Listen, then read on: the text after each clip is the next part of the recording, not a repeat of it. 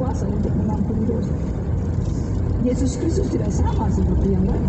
Kalau ada yang sama seperti Yesus Kristus, tentunya teman-teman, tentunya saya sudah akan ikut dia.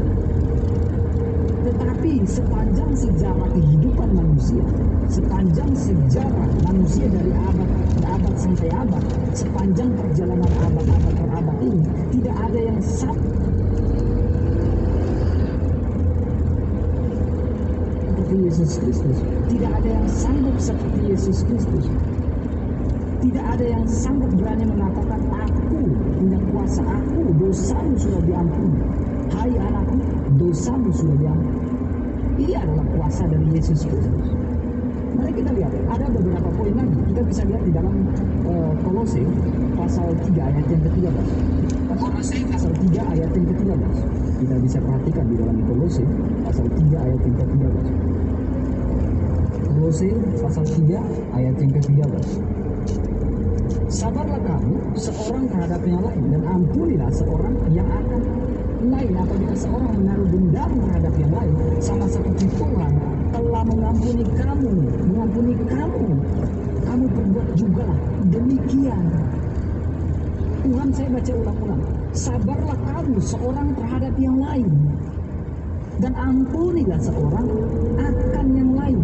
Apabila yang seorang menaruh dendam terhadap yang lain, sama seperti Tuhan telah mengampuni kamu perbuat juga demikian. Ini adalah salah satu warisan yang luar biasa kepada kita orang percaya, bahwa Tuhan kita mengajarkan kita untuk saling mengampuni. Tuhan kita mengajarkan kita untuk tidak menaruh dendam terhadap yang lain. Karena memang yang Tuhan ajarkan adalah bagaimana kita mengasihi sesama, kita mengampuni sesama. Tuhan mengajari kita untuk berdoa bagi orang yang mengutuk kita, berdoa bagi orang-orang yang menaruh dendam, perasaan dendam terhadap kita. Dahsyatnya Tuhan kita. Ini adalah salah satu alasan, poin pertama, mengapa saya mengaku mengikuti Yesus Kristus. Saya selalu memberitakan ini, selalu saya beritakan ini, selalu saya sampaikan ini. Alasan saya mengikuti Yesus Kristus karena ada kasih yang begitu luar biasa di dalam Yesus Kristus. Ada teladan yang sempurna yang harus saya ikut di dalam Yesus Kristus. Ini teladan yang sangat sempurna. Kenapa saya mengikuti Yesus Kristus? Teladan yang sempurna. Kenapa saya mengikut Dia? Karena di dalam Dia ada kasih yang begitu luar biasa. Karena di dalam Yesus Dia mengajarkan kami untuk saling mengasihi dan saling mengampuni. Karena Dia punya kuasa, di dalam Dia punya kuasa untuk mengampuni dosa. Markus 2 ayat yang Bang, ini di bawah ada si Bang Arif yang dia bilang ini, maaf Bang RK, hai anakku dosamu telah diampuni. Apakah sama, hai anakku dosamu telah kuampuni? Cerdaslah, dia bilang. Dia lupa ya, dia nggak baca ayatnya. Coba tolong dibacakan ayat Markus pasal 2 ayat 10-nya Bang. Oke, siap. Markus 2 ayat yang ke-10 saya bacakan ya. Tetapi supaya kamu tahu bahwa di dunia ini anak manusia berkuasa mengampuni dosa. Anak manusia punya berkuasa untuk mengampuni dosa. Itu luar biasa. Jadi ini salah satu, saya mungkin akan baca dua poin kenapa saya mengikuti Yesus Kristus ya. Kenapa saya mengikuti Yesus Kristus? Poin kedua, baru teman-teman bisa nanya ya. Poin kedua, saya akan bacakan kenapa saya mengikuti Yesus Kristus. Karena Yesus Kristus memberikan saya jaminan hidup yang kekal. Dari abad ke abad, dari waktu ke waktu, dari zaman ke zaman, tidak ada salah satu tokoh di dunia ini yang memberikan, mengucapkan, melontarkan bahwa saya dapat memberikan jaminan hidup yang kekal. Tidak ada. Hanya Yesus Kristus yang punya melontarkan narasi seperti itu. Mari kita lihat di mana buktinya. Di dalam Yohanes, ini ayat yang sangat tidak asing lagi dan saya suka dengan ayat ini, ayat favorit saya. Dan ini karena menguatkan saya suka dengan ayat ini. Dan aku memberikan hidup yang kekal kepada mereka, dan mereka pasti tidak akan binasa sampai selama-lamanya, dan seorang pun tidak akan merebut mereka dari tangan Yesus Kristus.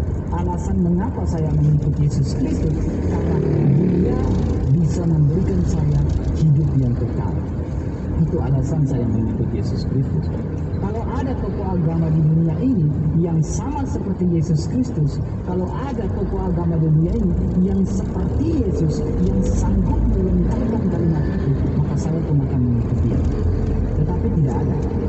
Tidak ada yang sanggup melontarkan pernyataan seperti Yesus Kristus.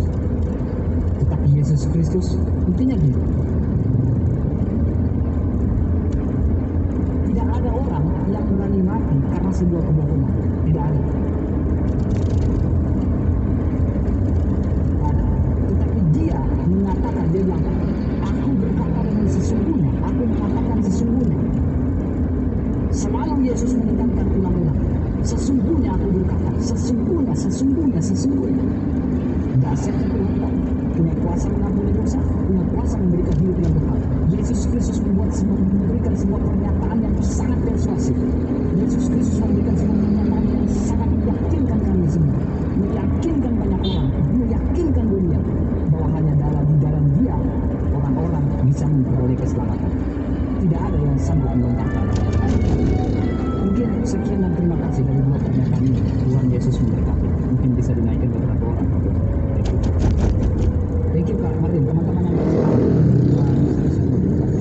Akunku yang ini bukan moderator. oh, astagfirullah. Ya ini baru bisa naik ini. Di bawah Oke, lihat bantu ya. follow ya, bantu follow ya, Pak Kursi ya. Terima kasih ya yang kasih menawarkan. Tapi Bang RK sekarang ganteng. Aduh, Tapi kalau itu masih ini ya. Wah ini harus hati-hati nih para wanita di bawah ini. Astaga. Halo, Yang gadis-gadis ini. saya ini kebanyakan makanya live-nya nggak alamin dari baru tidur seharian sih. Thank you. Ada yang mau naik ya? Silakan. Kita Ya sebentar ini. kita jalan dulu ya. Siap. Oke teman-teman, saya pantau di bawah lucu banyak jatuh. Tak apa-apa. Kami tidak akan menghujat teman. Halo, salam. Shalom. Oh, bukan senyum. Oke. Mereka coba jambak siapa tuh? Regi Karnos. Dari tadi dia akan mencela. Coba kita lihat ya bagaimana nalar dia di atas. Karena dia kan selalu dari tadi saya lihat dia menghujat. Coba dia jelaskan bagaimana dia. Gak mau dia. Gak mau. Aduh, lemah itu. Gak mau dia itu. Gak berani. Regi itu. Oke, halo Bang Binso. Bantu tetap ya.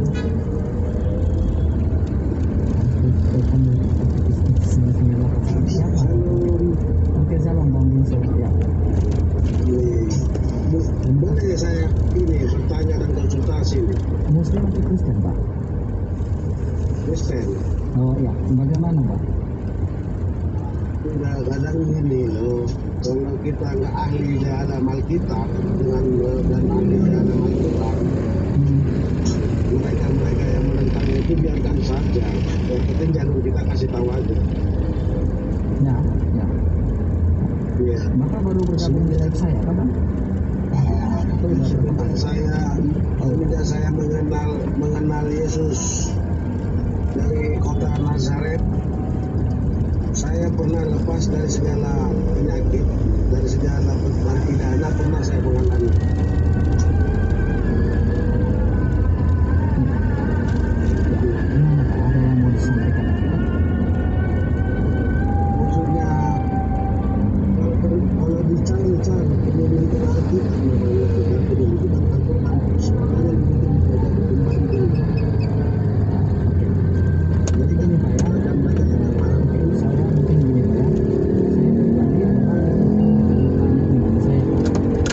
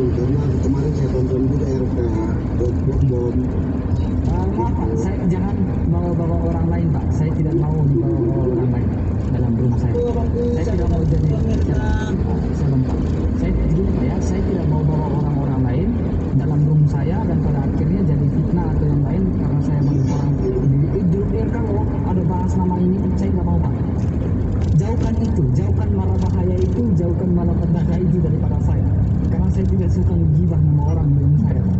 Gitu Pak ya. Jadi tidak usah bawa orang lain. Nah, tidak usah bawa orang lain. Masih urus. Ya, ya. Kita urus saja diri kita, Pak. Ada penyampaian lagi, Pak? Ya, salam abangku. Oh, salam. Oke. Salam. Selamat sore abangku. Selamat sore. Saya mau minta penjelasan abangku. Muslim atau Ah, Kristen? baru keluar aku dari room sebelah RT 6. Jadi tadi kamu bertanya di situ masalah kandungan. Tolong kasih penjelasan abangku masalah kandungan itu. Palungan. Mereka bilang apa? Yang di bawah. Kalau mereka emang mereka bilang apa? Pak? Jadi di agama Kristen bahasanya Tuhan Yesus lahir di Bethlehem. Hmm. Jadi namanya di kandungan. Kandungan itu apa? Kasih penjelasan dulu waktu bertahu orang-orang yang di bawah. Jangan itu. Jawab. Silakan Pak Tulsi. Iya iya. Itu tempat makan ternak, ya, tempat makan kambing domba zaman dulu.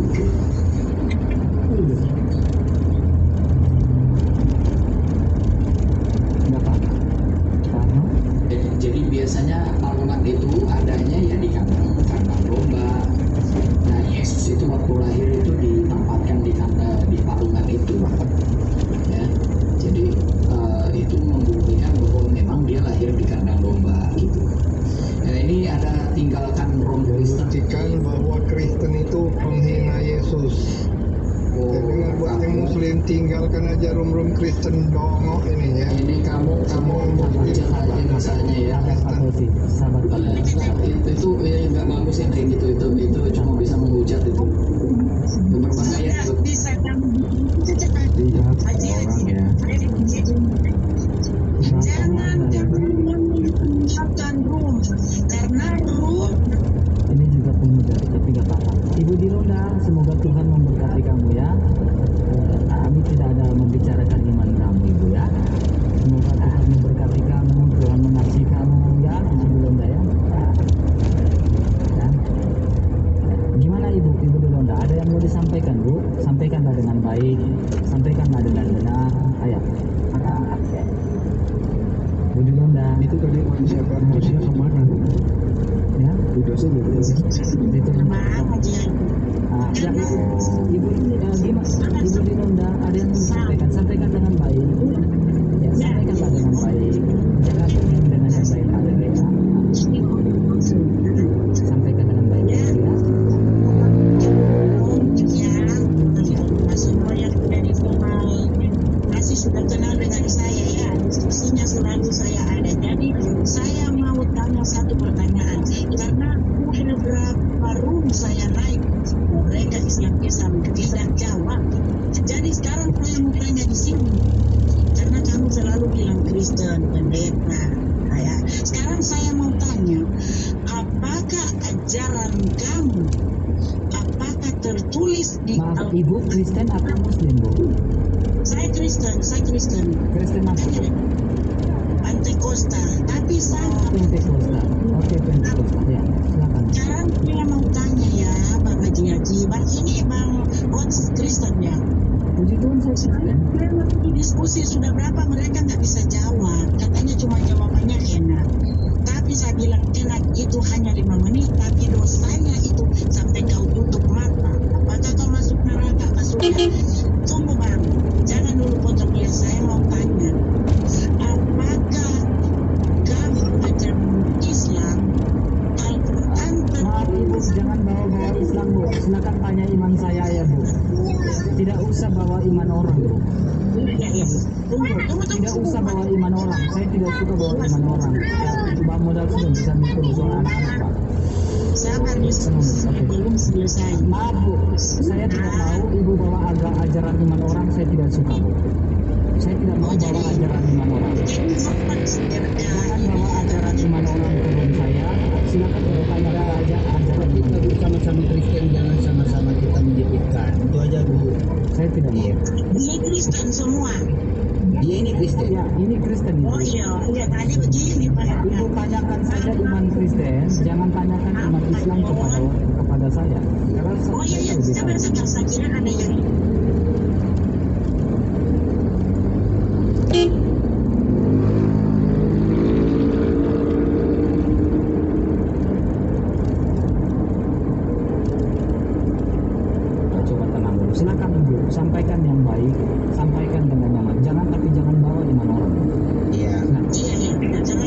ini semua Kristen ya. Aku kira tadi ada di diskusinya ada Islam. Jadi aku maaf ya Bang, maaf. Ya, ya. Makanya aku ngomong tadi sudah berapa room aku masuk, mereka tidak bisa jawab.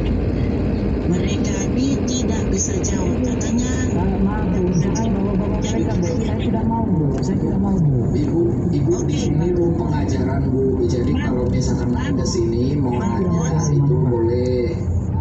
udah Bang Wot, udah aku tanya. Kalau Pentakosta dengan Bang Katolik ya, atau? Saya bicara tentang Alkitab saja Bu, tidak usah bicara tentang Oh iya. saya malas. Sama kan gitu. Pentakosta dengan Katolik dengan Apa yang Ibu mau tanyakan? Protestan sama ya. Iya. Udah yang lain saja. Imannya sama, imannya sama. Selamat sore Bang RK. Aduh, Shalom Manjur. salam. Oke, mungkin seperti itu saja. Saya tidak mau ada bahas kitab agama. Kecuali dia konten bahas kitab salam. Kalau Bang Arno dulu ya, silakan Bang Arno. Dari tadi pun. Siapa Bang? Oke Bang, enggak. Abang Kristen kan, nggak apa-apa. Ya Kristen. Sampaikan baik-baik ya.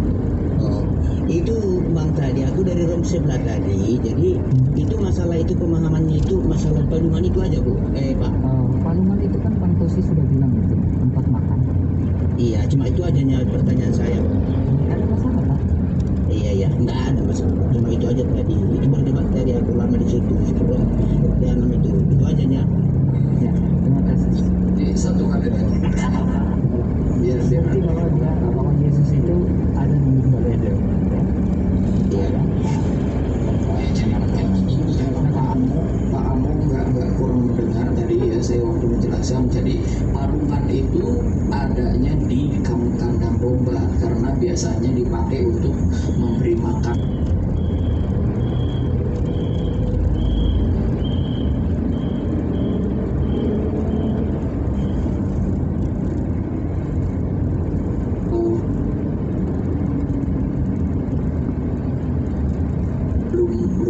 belum dewasa gitu ya. Palungan itu untuk masih makan domba, anak-anak domba itu. Sudah Pak penjelasan Bang. Tidak usah takut dengan itu Pak. Iya. Gitu saja kan? Baik. Halo Panas, ada yang mau ditanya atau Ini saya masuk ke Muslim Pak ya. Muslim atau Kristen Pak? Kristen Pak. Silakan.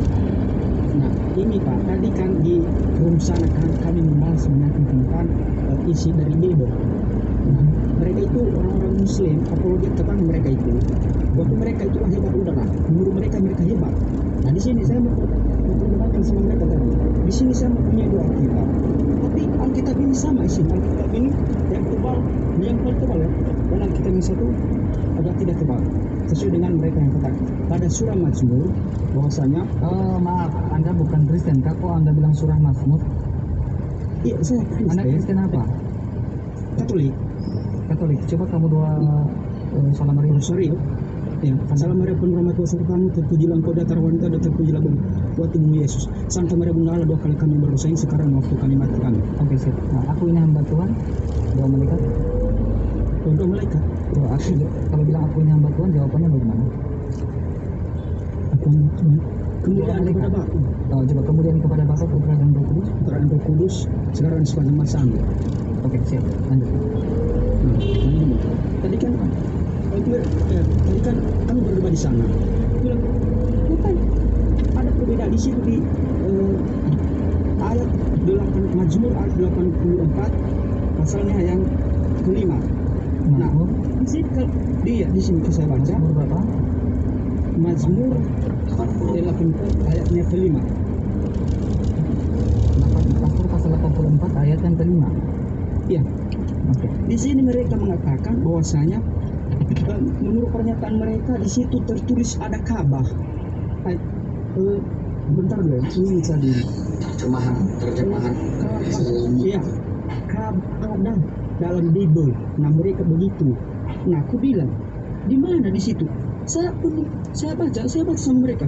Kalau yang tertulis di sini, berbahagialah orang-orang yang diam di bumi, yang terus-menerus memuji Engkau Selah.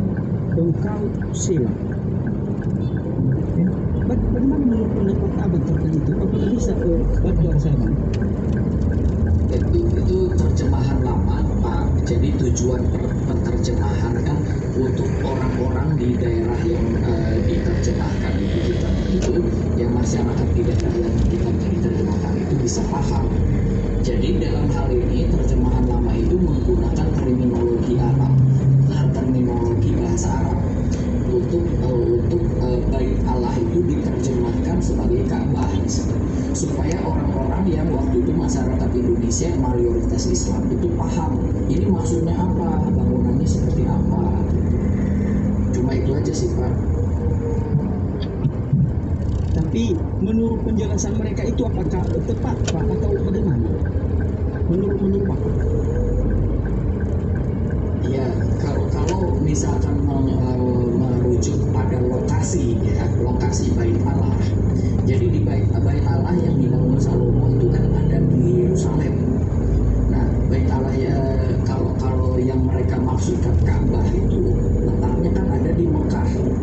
Dan kita tidak pernah mengakui bait Allah di Mekah, itu tidak pernah kita mengakui ada. Bahkan orang Yahudi tidak pernah mengakui ada bait Allah selain daripada di Yerusalem, gitu Pak. Oh iya, yang begitu ya. Ya, berarti agak tadi bingung gimana mengikuti orang ini?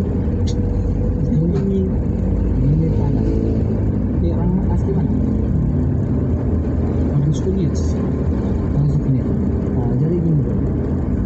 Jadi Ka'bah itu kalau bicara, bukan bicara ini ya, saya bait, kalau bicara tentang bait Allah itu sesuai dengan kiblat pada saat itu, bicara tentang kiblat ya. Kiblat ini itu ada di Yerusalem seperti kata Pak Tosi. Nah, saya tunjukkan ayat-ayatnya ya, biar bro tahu ya. Siap, tapi izin nanti aku nanti rekam sikit, Bang. Bisa kan?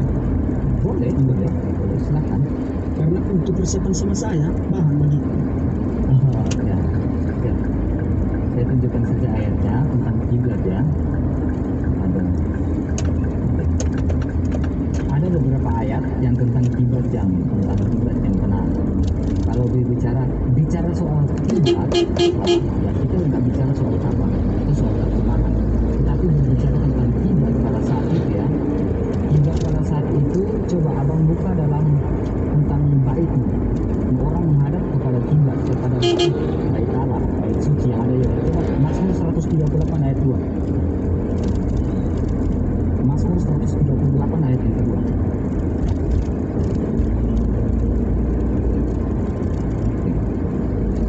Ada? Sudah dapat? Open mic aja bro. Biar kita interaksinya ya. Open mic saja. Coba bro buka Mazmur 138 ayat 2.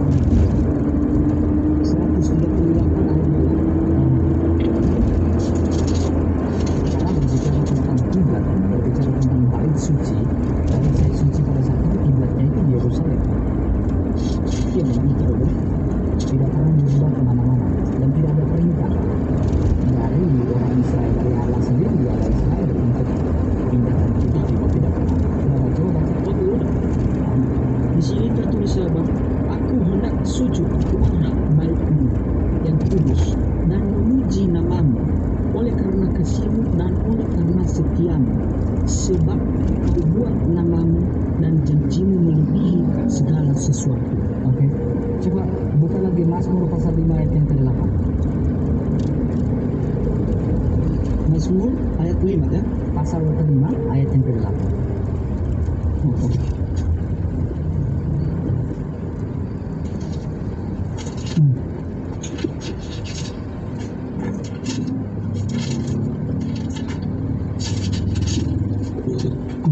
Ya Bang, udah. Ya, coba baca.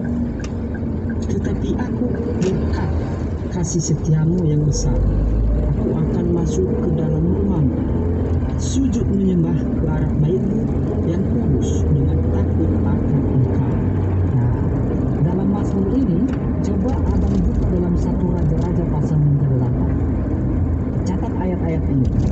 Satu Raja-Raja pasal ya, yang ke-8. Satu Raja-Raja pasal berapa? 8 Pasal 8 ayat yang ke-44. 44. Oke. Sampai 48. Dari 40 sampai 4. Ada bang susun ya. Raja-Raja, satu Raja-Raja. Satu Raja-Raja.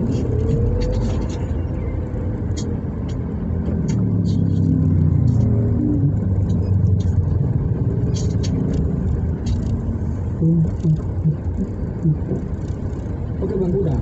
Ya. Coba. Apabila Apabila umatmu keluar untuk berperang melawan musuhnya, ke arah mana pun engkau menuju mereka. Dan apabila mereka berdoa kepada Tuhan dengan berkiblat ke kota yang telah kau pilih dan ke rumah yang telah kudirikan bagi namamu, maka engkau kiranya mendengarkan di surga doa dan permohonan mereka, dan engkau kiranya memberikan keadilan kepada mereka. Apabila mereka berdosa kepadamu, karena tidak ada manusia yang tidak berdosa, dan engkau murka kepada mereka dan menyerahkan mereka kepada musuh, sehingga mereka diangkut tertawan ke negeri musuh yang jauh atau yang dekat. Dan apabila mereka sadar kembali dalam hatinya di negeri tempat mereka tertawan, dan mereka berbalik dan memohon kepadamu di negeri orang-orang yang mengaku mereka tertawa dengar berkata, kami telah berdosa, bersalah dan berbuat fisik. Bila mereka berbalik kepadamu dengan segenap hatinya dan dengan segenap jiwanya di negeri musuh yang mengangkut mereka tertawa, apabila mereka ayat yang ke-48-nya. terakhir ya.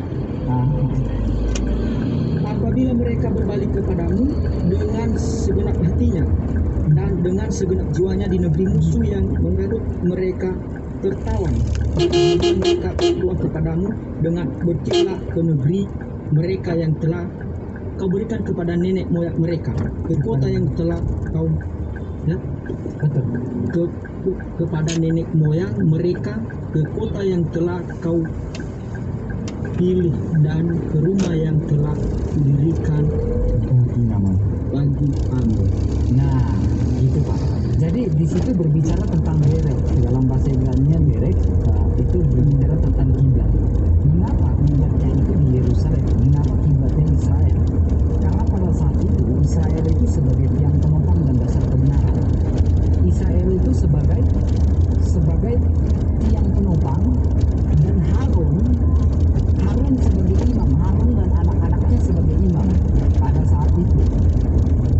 Kita bisa lihat di kitab imamat itu bangsa Israel itu sebagai tiang penopang dan dasar kebenaran, dan Harun sebagai imam dan anak-anaknya sebagai imam. Nah, sehingga bangsa Israel kalau berbicara tentang tupoksi sebagai imam ini adalah bagaimana ada di dalam kitab imamat mereka itu menyelenggarakan tentang, mungkin Pak Tosi bisa tambahkan, menyelenggarakan tentang di dalam ruang maha kudus itu seperti apa, tata perayaan seperti apa, melaksanakan kegiatan-kegiatan pengampunan dosa itu seperti apa di dalam ruang maha kudus itu seperti apa. Itu tugasnya imam. Dan memang bangsa Israel punya tugas yang sangat luar biasa, tugas yang wajib dilakukan. Mereka harus memberitakan kabar keselamatan ini ke segala bangsa. Mereka harus beritakan kabar keselamatan ini, kabar keselamatan tentang Mesias ke seluruh bangsa, supaya seluruh bangsa tahu bahwa janji Allah tentang datangnya Mesias itu pasti. Itu tugasnya adalah tugasnya seorang imam, tugasnya bangsa Israel pada saat itu. Makanya Israel sebagai pusat, sebagai derek, sebagai kiblat pada saat zaman itu. Tetapi pada zaman ketika Yesus Kristus sudah datang, itu Yesus Kristus berkata di dalam Ibrani kalau tidak salah, dia adalah imam agung.